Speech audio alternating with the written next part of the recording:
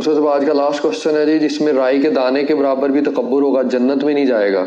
میرا قدم تمام اولیاء کی گردن پر ہے۔ حدیث اور قول عبد القادر میں تطبیق ارشاد فرما دیں۔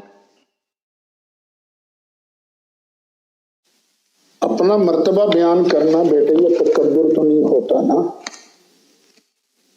تکبر یہ ہوتا ہے کہ بندہ بڑا نہ ہو پھر اپنے آپ کو بڑا سمجھے۔ اللہ کا قرب تو حاصل نہیں ہے لیکن خود کہے نہیں میں اللہ کا بڑا مقرب ہوں، یہ ہے تکبر، دوسروں کو حقیر سمجھنا۔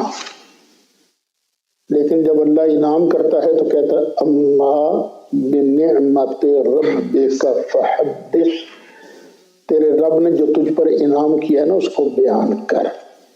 کیا نبی کریم علیہ السلام نے نہیں فرمایا انا سید ولد آدم یوم القیامہ، قیامت کے دن تمام اولاد آدم کا سردار میں ہی ہوں گا۔